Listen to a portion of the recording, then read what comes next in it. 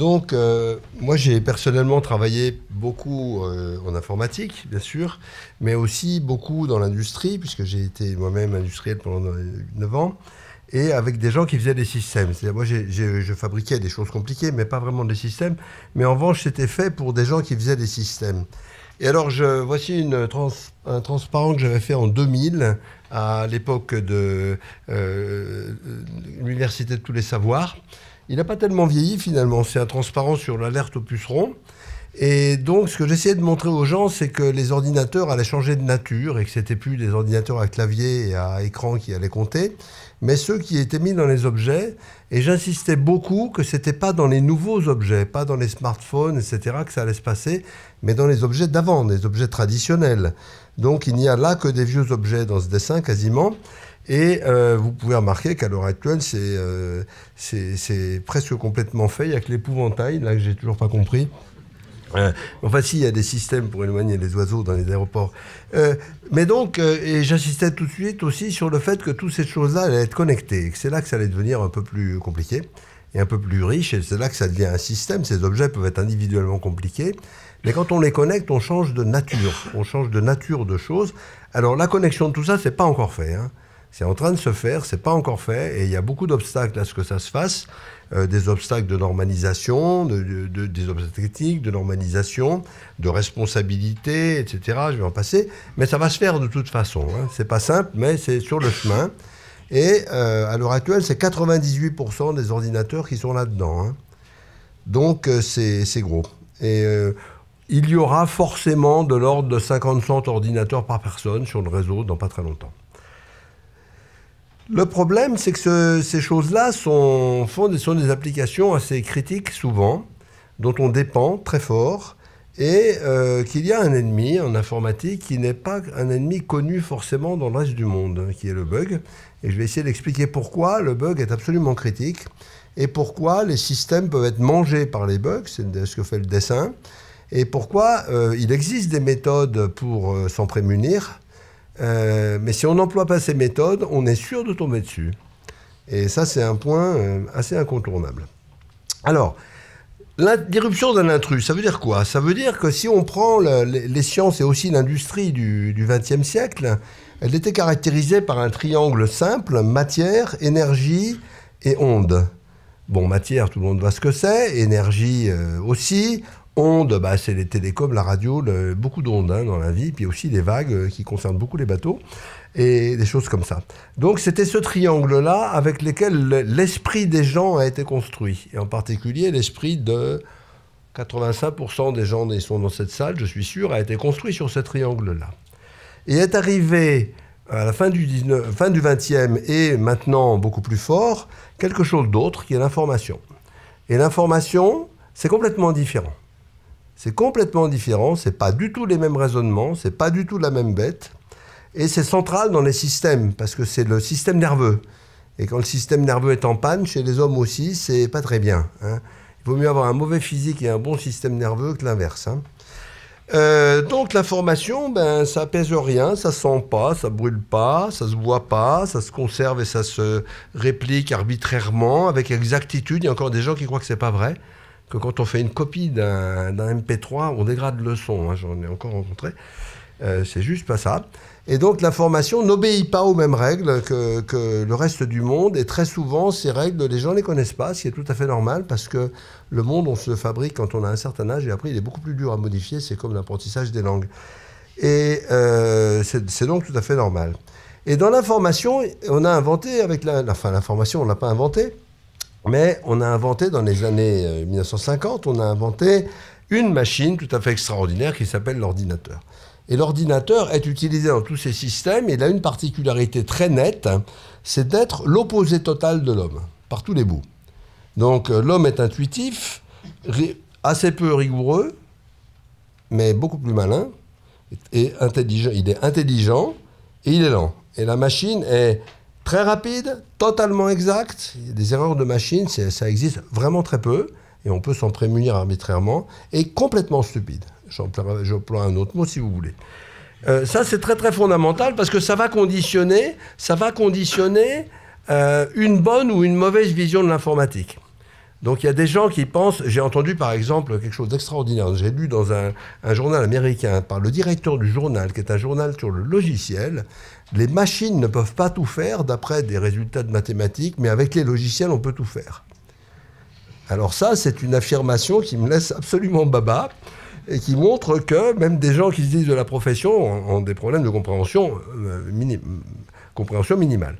Alors, ce qui se passe, c'est que si on essaye de passer de nos idées à la bêtise des machines, eh ben, ça ne peut pas être simple. Ça ne peut pas être simple, c'est pas possible.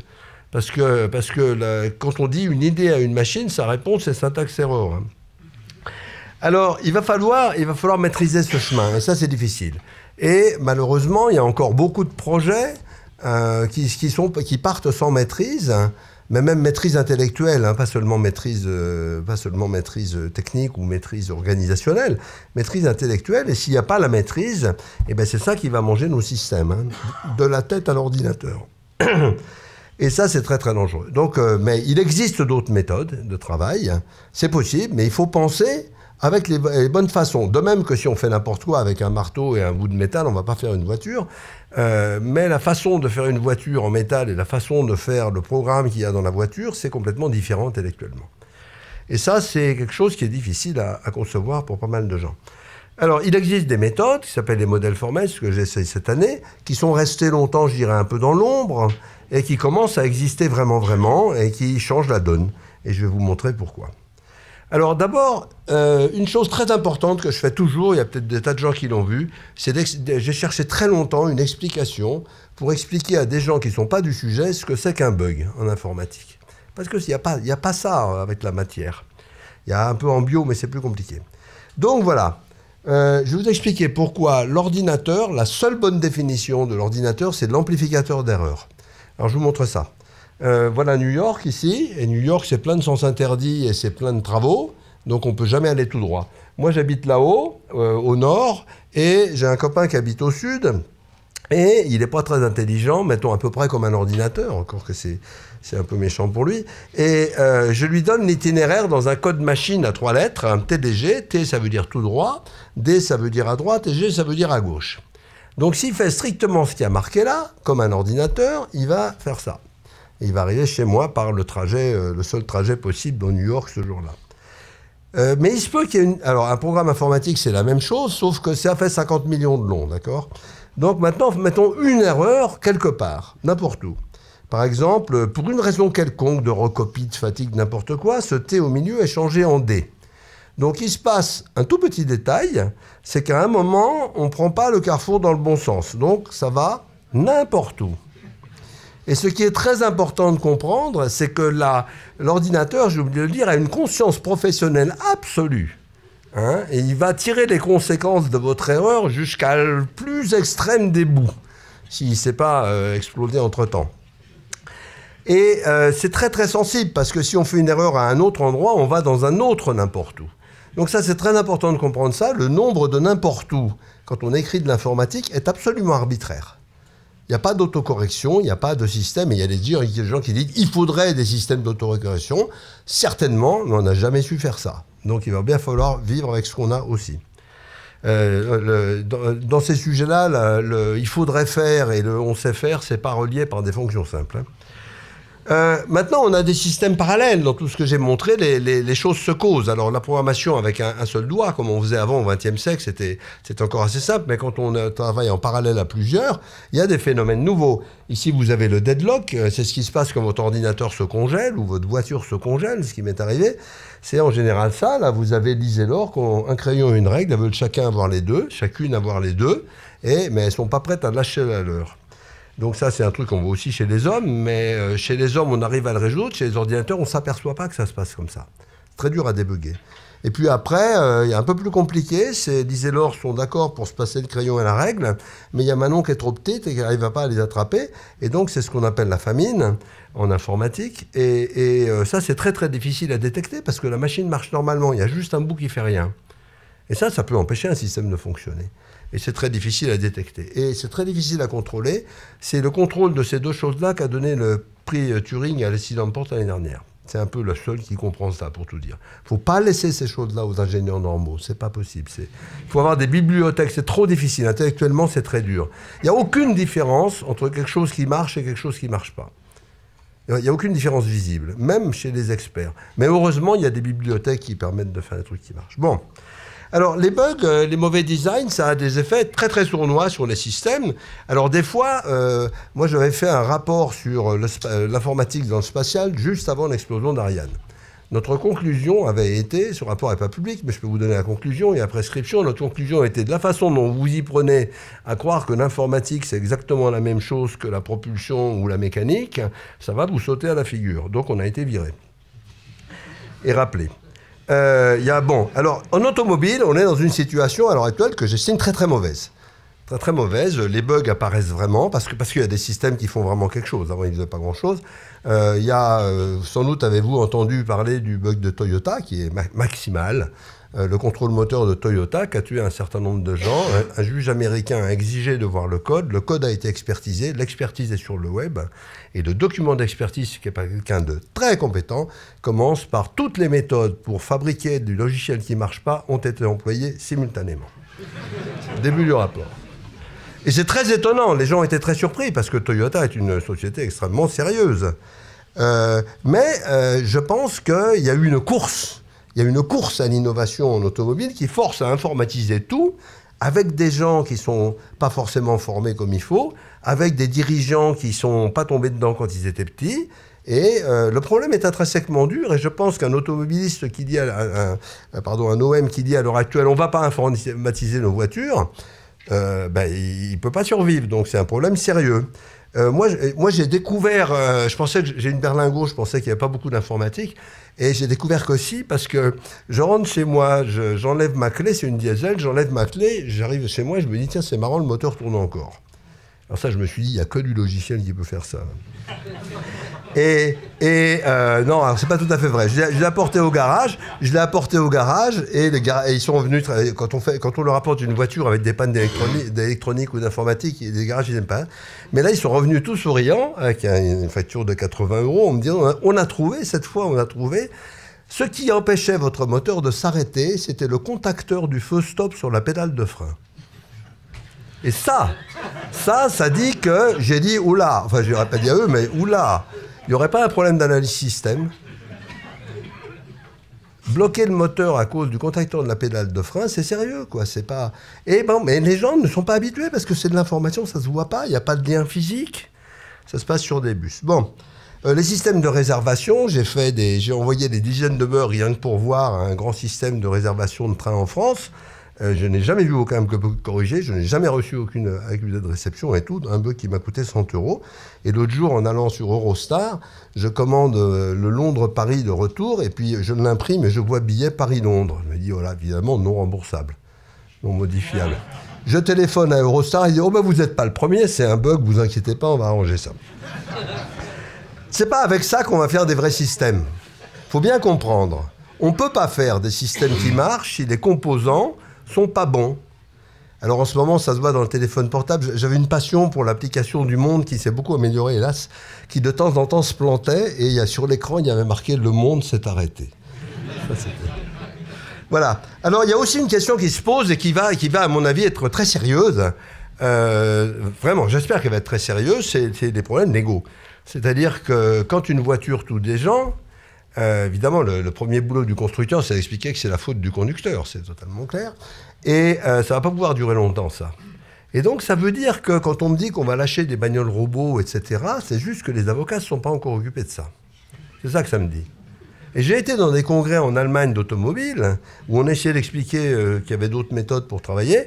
Et effectivement, il y avait deux avocats qui venaient à la fin et qui disaient, vous savez, vous parlez tous de mettre des bagnoles robots dans la rue, etc., mais faut comprendre que quand il y a un accident, c'est le constructeur et plus le conducteur qui va être responsable. Alors dans les avions, c'est comme ça depuis longtemps, c'est pour ça que les avions sont sérieusement faits et certifiés. Dans la voiture, il n'y a aucune certification sérieuse. Non, pas, en informatique, non. En logiciel, non. En logiciel, non. Sur d'autres domaines, oui. Alors, en fait, donc les méthodes qu'on développe, que j'enseigne en ce moment, un des problèmes qui m'inquiète très sérieusement, c'est que je pense qu'en médical, il y a un vrai problème.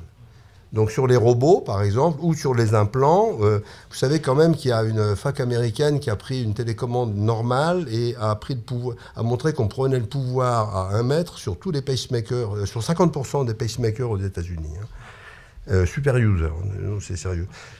Oui, parce qu'un des problèmes des bugs, c'est aussi que même des bugs anodins sont des merveilleux points d'entrée pour les pirates. Et c'est par les bugs que les pirates rentrent. Et ça, et des bugs non fonctionnels éventuellement. Donc, et ils sont vraiment bons pour faire ça. Alors, il y a d'autres méthodes. Hein. Par exemple, en France, pour le coup, on est tout à fait en avance mondiale encore. Le RER et le métro, le RER A et le métro Météor ont été prouvés mathématiquement dès le début, après un échec d'ailleurs de la RATP. La RATP a échoué à les faire. Ça a été fait comme ça il y a longtemps. Hein. Et zéro bug logiciel trouvé en 15 ans d'exploitation. Nous, on a fait, Airbus, le Rafale et tout, les Falcon utilisent nos technos, mais beaucoup d'avions dans le monde. Maintenant, on fait des noyaux de systèmes d'exploitation vérifiés. Alors, le système d'exploitation, c'est critique. Hein. Quand vous avez un bug dans le système d'exploitation, vous avez des milliards d'objets attaquables. Hein. C'est juste comme ça. Hein. Et à l'heure actuelle, c'est un peu ça. Alors, Cell 4 on ne peut pas tout prouver sur la sécurité, hein, mais on peut faire quand même améliorer beaucoup. Cell 4 à NICTA et en France, hier, il y avait un exposé qui va être sur le web de Dominique Bolignano, qui est dans Systemix, sur son système Minix prouvé mathématiquement, etc. Un cas très intéressant, c'est le compilateur C de Xavier Leroy, qui a été fait à l'INRIA, en Coq, autre création française. Un compilateur C, ça compile des centaines de millions de programmes par jour, et ça va fabriquer le code qui est dans la machine. Donc des bugs dans le compilateur C vont se mettre dans toutes les copies des codes qu'on fabrique sur la machine. Donc ce sont des objets très sérieux. Ils sont faits avec un grand soin. Mais il y a une équipe américaine qui a fait un générateur automatique de programmes, un générateur aléatoire de programmes, de tests, très très malin. Ils ont généré 1 million de programmes. Ils les ont passés dans tous les compilateurs du commerce et open source. Et ils les ont crashés par centaines de bugs dans chaque compilateur. Compcert, 0 bug. Ah, il faut quand même un peu réfléchir. C'est pas facile, mais la science s'avance toujours dans une certaine direction, hein, et ça recule pas là-dessus. Donc, voilà, y a beaucoup de choses qui sont faites, hein, beaucoup de choses qui sont faites sur les preuves de sécurité, également en France. C'est vraiment important. Faut se rappeler quand même que le test qui est fait sur tous les systèmes peut trouver les bugs, mais ne peut pas, par essence, montrer qu'il n'y en a pas. C'est pour ça qu'on développe ces techniques. Ça avance beaucoup. C'est pas facile, mais la vie n'est pas facile. Je pense que la mécanique non plus n'est pas facile à l'heure actuelle. Et donc, ces méthodes commencent à être réellement efficaces et à être employées, par exemple, dans l'industrie des circuits, où j'ai fait beaucoup de circuits, c'est standard. Le bug d'Intel de division a coûté 470 milliards à Intel sur un seul bug de dollars, sur un seul bug. Et maintenant, toute l'arithmétique qui est affreusement compliquée, toute l'arithmétique, elle n'est plus testée, elle est prouvée. Il n'y a pas de test, c'est pas la peine une fois qu'on a prouvé. Alors on ne peut pas tout faire, hein. Pas de miracle.